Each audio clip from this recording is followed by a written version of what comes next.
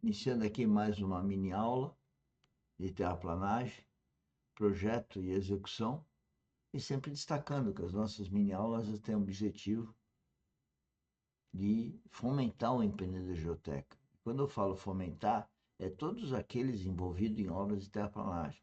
Então, existe talvez milhares de obras de terraplanagem de loteamentos, loteamento industrial, residencial, né?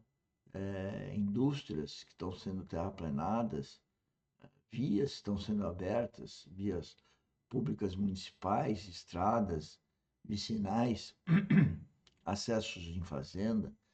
Nós estamos falando com todos os envolvidos, nós queremos falar com o encarregado de terraplanagem, com o operador da máquina, com o técnico que faz o controle dos taludes, o gredista, né? O dono das máquinas, o dono do projeto, os engenheiros envolvidos, arquitetos, né? Agrimensores, topógrafos, engenheiro agrônomo, enfim. Queremos aqui colocar 35 anos de experiência à disposição dos senhores numa orientação básica. Para isso, nós usamos as redes sociais, esse projeto da Academia Dynaps de Engenharia Geotécnica, onde todos esses vídeos e todos os vídeos da academia lá no canal YouTube Engenheiro Mauro Lozano, tem na descrição o primeiro link, é um link do grupo do WhatsApp, a partir do qual você pode ter um contato mais próximo e individual conosco através da plataforma Teams, que eu te passo um link da plataforma Teams. Bom, falando do nosso objetivo hoje, nós estamos falando de ensaios de compactação, de caracterização, ensaios de laboratório e a importância disso. E estamos utilizando esse livro, que é o curso básico de engenharia, curso básico de mecânica dos solos, do professor Carlos Souza Pinto. Né? É, quando nós falamos desse gráfico. Né? E esse gráfico é muito importante, é fundamental para entender a questão de compactação. Né? Nós temos aqui um gráfico à esquerda, que é o peso específico seco máximo com a umidade ótima. Bom, o que é isso? Isso é um ensaio chamado de próprio normal. Então, o que ele mostra? Ele mostra que quando você compacta um solo com uma certa umidade, imaginando umidade baixa, e vai aumentando a umidade desse solo, né, ele vai aumentando a densidade dele compactado de acordo com um certo processo chamado próprio normal. E à medida que ele chega no ponto que nós chamamos de ótima, de umidade ótima, ele começa a cair. Então, esse desenho, essa figura, ela mostra a resistência ao cisalhamento em função da umidade de compactação. Isso já foi descoberto em 1969 por Lambe e Whitman. Tá? Então, aqui ele põe os pontos 1, 2, 3, 4, 5, 6. Né?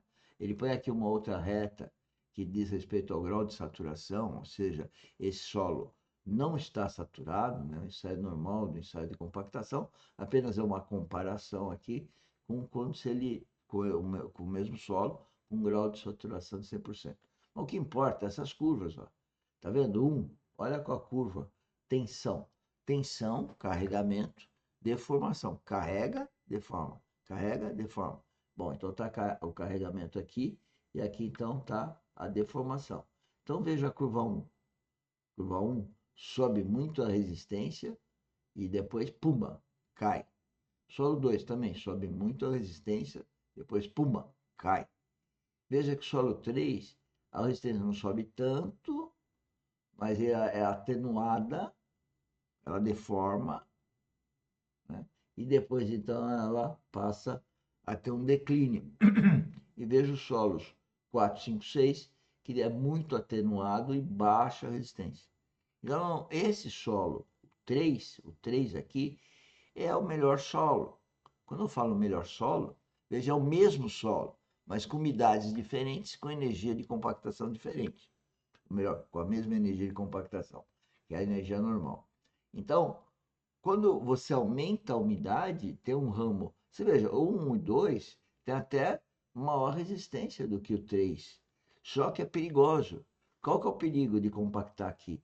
É que o solo torna-se quebradiço, ele trinca, ele retrai e ele tem uma resistência, mas ele pode, uma vez acionado, ele não tem molejo, ele quebra, como um lápis, uma caneta que você pode quebrar. Ela não é como aquelas réguas que você vai envergando assim, ela enverga, mas não quebra. E esse é o nosso desejo como engenheiro civil, é que a gente tenha um material que tenha boa resistência, mas que deforme e não quebre, né? Ou seja, que ele não venha a romper.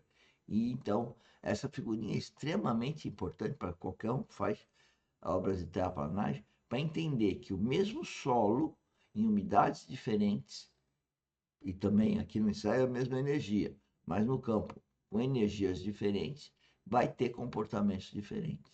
E é isso que a gente trata nesse artigo que eu escrevi há um tempo atrás, eu nem me lembro quando, tá?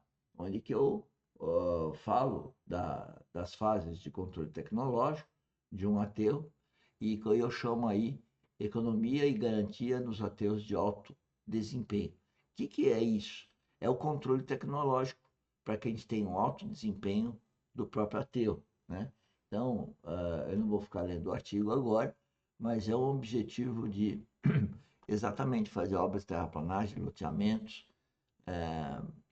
fazendo as escavações de aterros, de uma forma onde eu sei de onde vai escavar, aonde vai aterrar, que eu faça um planejamento geotécnico na terraplanagem, sabendo quem são esses solos que eu vou tirar daqui, vou pôr ali, e mais como que eu devo tratar esses solos, aumentando a umidade, porque ele está com a umidade baixa, eu tenho que levar ele para um ótimo, ou ele está com a umidade muito alta, eu tenho que tirar da alta para levar para uma umidade mais baixa, né? Tudo eu resumi aí nisso, baseado desse gráfico. Porque esse gráfico, apesar de ser conhecido desde 1969, é conhecido por poucos na academia, né? Nos cursos de pós-graduação, todo mundo sabe disso, né? Mas a hora que levar isso para a prática de campo, seja de obra, aí são poucos que sabem. A gente percebe que tem um gap, um hiato, uma separação muito grande do que a academia já sabe e do que se pratica, né? Porque quando se pratica, se põe preço na frente e o preço acaba atrapalhando a boa técnica.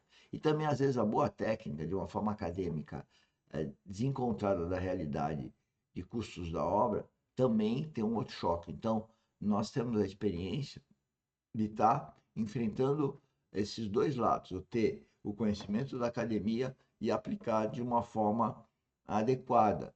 Isso que nós chamamos de controle de qualidade de produto, onde todo esse conhecimento é levado para as obras de terraplanagem, de tal sorte que a gente não tenha tantos prejuízos que são, às vezes, não tão percebidos nas obras de terraplanagem. Esse é o nosso intuito aqui. E o CQP, então, ele vai necessidade de fazer ensaios, né, ensaios de compactação, e aí eu estou identificando ensaios de miniatura, ensaios que dão, já são da década de 70, né, e que também têm sido muito pouco empregados e devem ser utilizados nas obras de terraplanagem, e servem para não só para controle de compactação, mas também para estimativa de resistência para pavimentos, projetos de pavimentos. Mas enfim, nosso objetivo então é esse, nessa mini aula falar da importância de conhecer como se comporta um solo na compactação, levar isso para uma utilização prática no campo, né, na obra terraplanagem. E estamos aqui com o nosso workshop gratuito todo dia às 16 horas, das 16 às 17, para trazer para você esse conhecimento, onde nesse workshop o link para o grupo do WhatsApp é o primeiro link aí da descrição do vídeo, e lá nós conversamos com mais tempo sobre os assuntos de como você empreender isso no seu problema de terraplanagem, quer seja na fase de projeto, porque se na fase de projeto, nas especificações técnicas, isso não aparece, vai ser muito difícil depois na fase de execução, com o empreiteiro na obra, a gente pôr em prática isso, tá? por sinal, esse é os grandes problemas. Projetos incompletos, que sem especificações técnicas, levarão a obras problemáticas e com patologias ou com prejuízos para o dono da obra. É isso que eu queria para essa mini aula. Até a próxima mini aula. Muito obrigado. Tchau, tchau.